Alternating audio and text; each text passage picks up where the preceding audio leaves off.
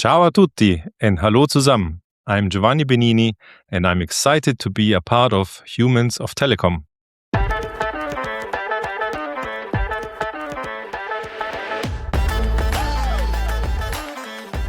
Hey everyone, a very warm welcome to Humans of Telecom, the Unplugged podcast. This is your host Anurag Aggarwal. As you all know, this is where we go beyond titles and job roles to uncover the real people behind telecom, their journeys, their mindset, and the experiences that shape who they are. And today's guest is someone many of you will instantly recognize, a very well-known and respected face in the global telecom ecosystem.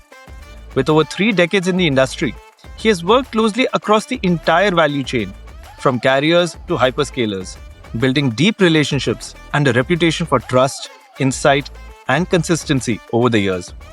His journey has been truly international, with extensive experience across both Europe and the United States, giving him a unique perspective on how this industry operates across markets and cultures. Over the years, he's become someone people don't just know, but rely on for perspective, clarity, and experience. Today, we'll be diving into that journey, the evolution, the lessons, and the person behind the reputation. So, without further ado, please join me in welcoming Giovanni Benini, co-founder at GTC. Giovanni, welcome to the show. Thank you so much for agreeing to be a part of this journey. We'd love to hear more about you.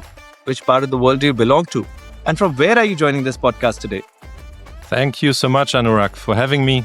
It's an honor. I'm a vivid listener of your podcast. Always enjoyable to hear known faces from a different perspective. So, as the name might give it away, I'm Italian. I was born in Italy, in Bologna. However, I'm currently living in Germany, and that's where I'm talking to you now.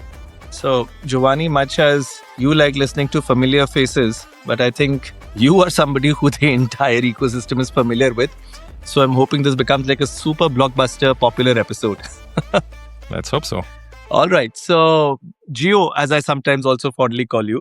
So tell us a little bit more about your journey. Yes, you mentioned a bit about Bologna, where your origins started from. But how's your entire journey been? Have you been traversing too much across the continents? Have you largely been in Europe?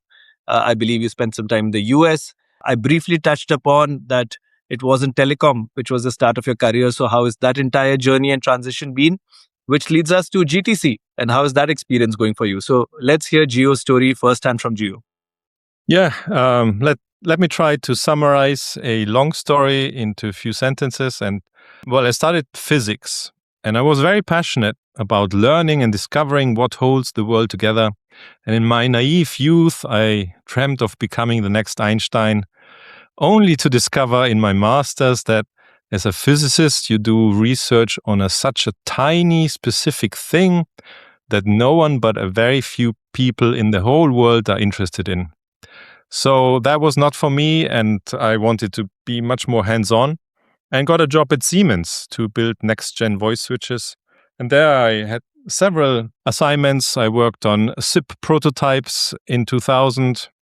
I got delegated for 3 years to Boston, Massachusetts.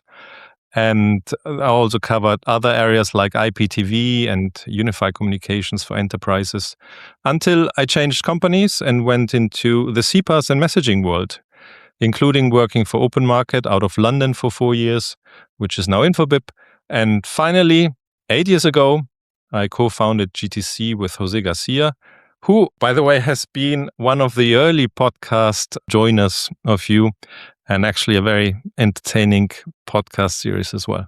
Yeah, absolutely. I remember our dear Jose, we recorded his episode back in 2023. So yes, it's been... Wow, time flies. Absolutely. It's been over 3 years now, I think, since we released this episode. And that was extremely popular. And I'm hoping the same for his co-founder. And how's the journey in GTC been? How have you felt the journey firsthand of being a co-founder? Has there been a lot of ups and downs you've seen? I know that the industry has gone through so many changes in the last few years, especially the CPaaS and messaging space. So how's that journey been for you, the entrepreneurial journey? And are there especially any memorable or impactful moments that you'd like to share with us? Well, I think founding GTC was the best professional decision in my life I took. And this is because it's just so wonderful to be able to see so many perspectives, as with every client I do a job for, I get to see the telecom world through their lenses. And that creates a fascinating 360-degree view of our industry. And it feels just very rewarding to see happy clients that benefit from that unique perspective that we can offer to them. And it started all with messaging. You already mentioning transitioning and so forth. In fact, what is top of mind right now for our clients is mobile identity and network APIs. That is what keeps our consulting active and exciting. Yeah, I think the entire experience of working with so many players in the ecosystem, as I said, that whether it's hyperscalers or carriers, operators, aggregators, I think you've had your fair share of interaction with the entire gamut of players in this industry.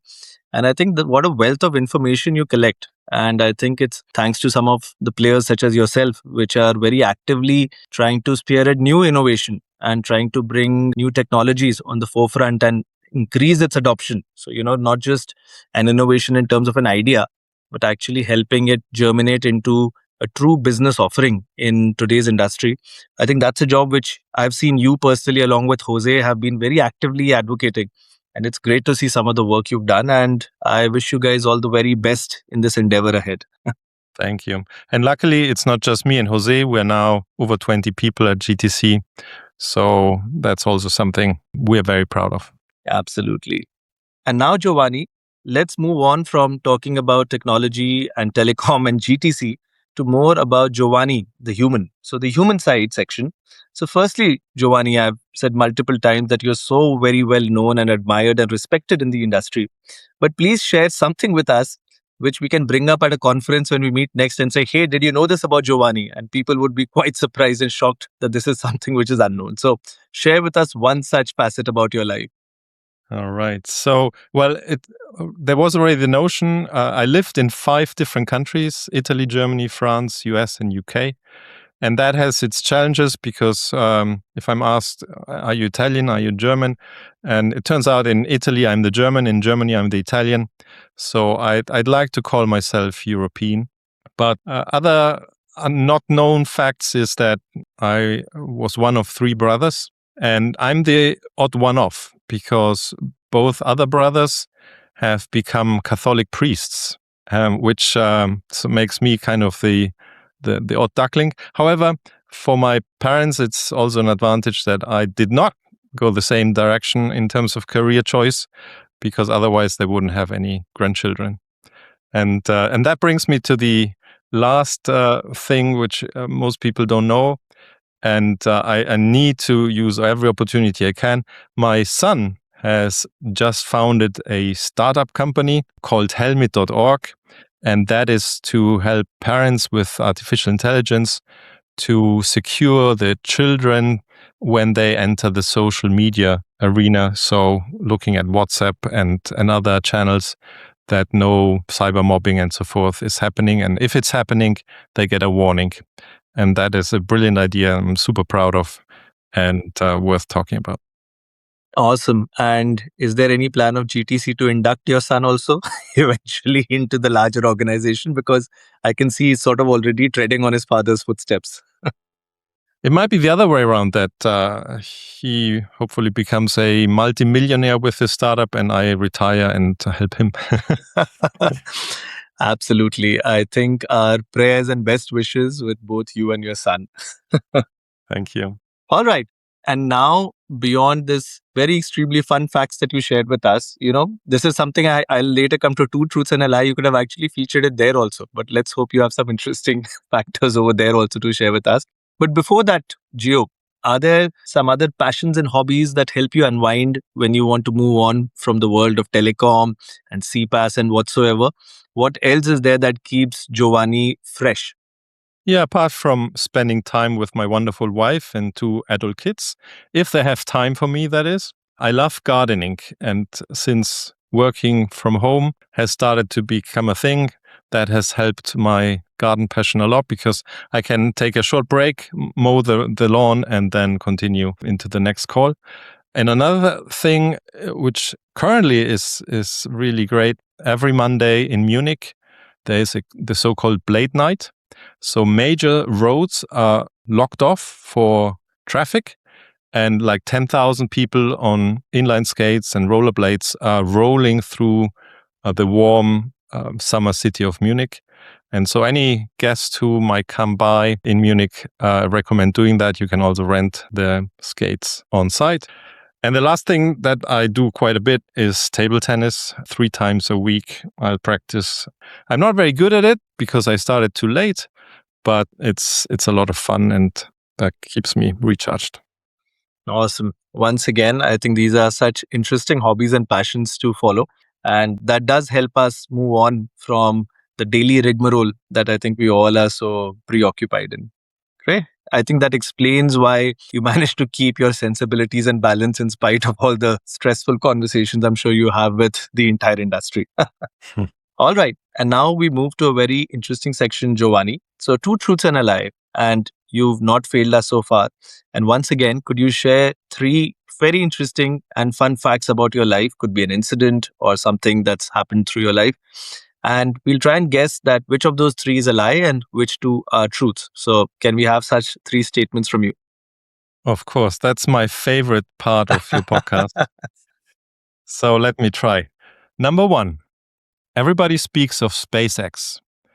But what is less known is that I won a national rocket competition in 2018 in the UK. Okay. Number 2, I love pushing my boundaries. And in 2022, I bungee jumped from the tallest bridge in South Africa, the Blaukrans Bridge, with a jump height of 216 meters. And number 3, Italians are very romantic. I, however, got married without ever proposing to my wife. Now to you, Anurag. Giovanni, you never fail, my friend. For all the listeners, I must say, Giovanni comes across as this extremely simple person when you interact with him. But now that more and more I'm digging deep into your background, I can see that there is so much more to you than what meets the eye. And I think that's the very intention of this podcast, that, it reveals facets about an individual which we don't encounter in spite of numerous interactions at industry events and meetings. So, all right, you've thrown in a pretty interesting one. So you said that you won a national rocket competition in the UK. You've done bungee jumping in South Africa from the Blaukrans Bridge, and you've married without ever proposing to your wife. Okay, so now let me get that. Let's start with the second one. So a fun fact for me, I definitely have jumped from the Blaukrans Bridge as well back in 2008. So I know that was a fantastic experience, and I'm going to take a chance and say that you've done that too. So I'm going to say that's true. I'm also going to believe that the physics major in you, which has kept you interested in that profession in your early stages in your career, I'm going to presume that you have won a national rocket competition in the UK, and possibly you can give Elon Musk a run for his money in the future. Mm-hmm. And finally, I'm going to hope that the third one is false. And like every true Italian, you also wear your heart on your sleeve, and you have proposed to your now wife. So I'm going to presume that the third is a lie and the first 2 are true. So I hope I'm right out here. What's it? I would have hoped as well, but you're not. So, Okay. So I'm extremely afraid of heights. So I would never do a bungee jump. And that was the lie. But I did win a rocket competition, the National Physics Laboratories in the UK, NPL. They organize every year a water rocket competition. And with my son, it was like a father-son project. We started this, and year by year, we participated 3 times, perfected the rocket and the launcher. And in the 3rd year, we managed to win the whole competition. And that was huge fun and lots of learning into physics again. And unfortunately, the thing with my wife is true. And every time we're watching a movie, and unfortunately, there are many movies where there's a wedding scene or proposal scene, I get like a kick in my side from my wife because I had failed to do that. And she was waiting until the last day before the wedding that this would happen. And I was just not having that on my radar, and I completely failed there. Interesting. But then how did you end up meeting your wife? Well, we were together already for 10 years. Uh-huh. And our parents, both parents' sides, had already given up hope that we would ever get married. But at some point I said, well, maybe we should get married. And she said yes. And I thought that's settling it. That's the proposal. And yeah, but not the proposal she was expecting. But and so we went into the planning and all of that. I felt good. She, not so much. And how long has your marriage been now? How many years? 27 years. So that was not the obstacle to the marriage. So I guess at least now on the next anniversary which comes up, maybe then at least I can hope that could still be a moment of saving grace for you, and you can try and cover up for the last 25 plus years now. Let's hope so. All right. And now we're down to the final question of this section, Giovanni. So while there are so many interesting facets about your life that you shared, but if there is one thing that you could finally change about your life, what would that one thing be? So Anurag, I'll admit it, I just should have proposed. So please allow me to divert this podcast a bit from the usual format and kind of misuse it to address one special listener of this podcast. So dear Connie, with a slight delay of 27 years, here is finally the proposal ring with the long overdue question, would you marry me still? And now we can go back to the normal podcast. God. I must, at least I must give a round of applause. Wow, that is fantastic. I must say, Gio, I think this is the first time somebody has proposed on the podcast, and that's very interesting. I think it's very interesting how my podcast is bringing about somewhere this angle of matrimony, because just very recently, the last guest before you, she also announced on the podcast, her name is Anna Potapova from AB Handshake, and she announced that she's getting married this summer. And now by the time the podcast released, she is married.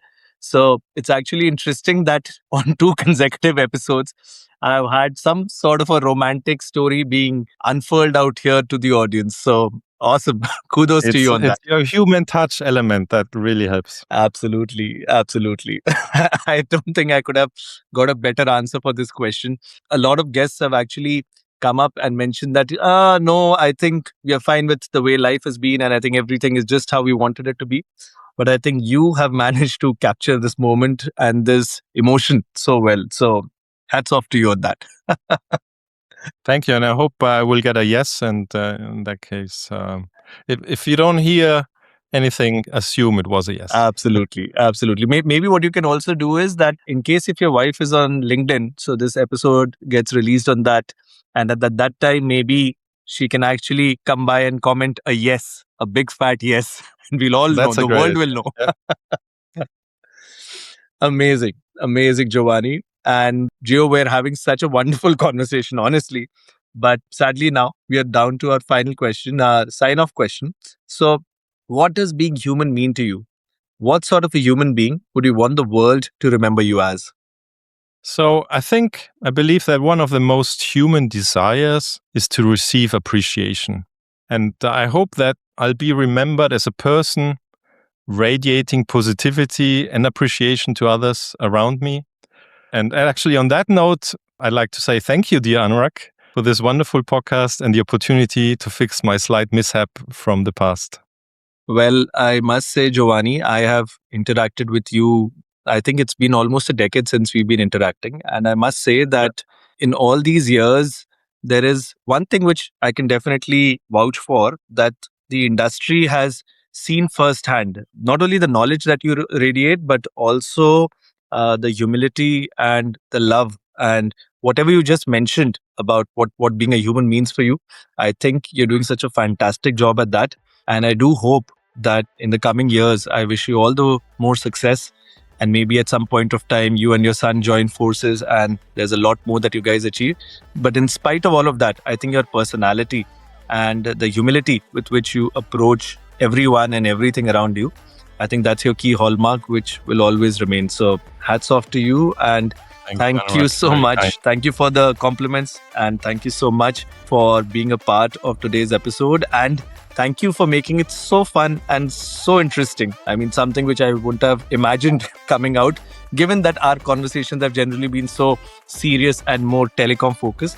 But thanks a lot. Always expect the unexpected. I know, absolutely. Amen to that. So, on that note, thank you so much. And I do hope once again, we hope to catch up soon, my friend. Well, thank you, Anurag, so much. It's again a life-changing opportunity to be on your podcast. Thanks again, and see you soon. Thank you. Thanks a lot, Giovanni. And to all our wonderful listeners here, thanks a lot for tuning into the show. We hope this episode gave you a good glimpse of our dear Giovanni Benini, an Italian from Bologna who's now a truly global citizen based in Germany. As a young dreamer, he aspired to be the next Einstein, even winning a national rocket competition in the UK. But life had other plans. Today he stands as a well-known and trusted authority in the telecom world. The odd one out in the family, choosing not to become a Catholic priest, but instead building a powerhouse of telecom knowledge. Beyond the industry, he finds joy in the simplest of things: gardening, table tennis, and rollerblading. A true knowledge powerhouse, yet incredibly humble and approachable. And finally, a fun twist: a dear sporting Giovanni, a romantic at heart, who even proposed to his wife on this very podcast. Safe to say, a brilliant mind with an equally beautiful story. So, if you enjoyed today's episode, do stay tuned in, because we shall soon be releasing yet another episode and another compelling story from the telecom space. And do follow the podcast on your preferred streaming channel. On behalf of Humans of Telecom, this is your host Anurag Aggarwal signing off for now. Take care.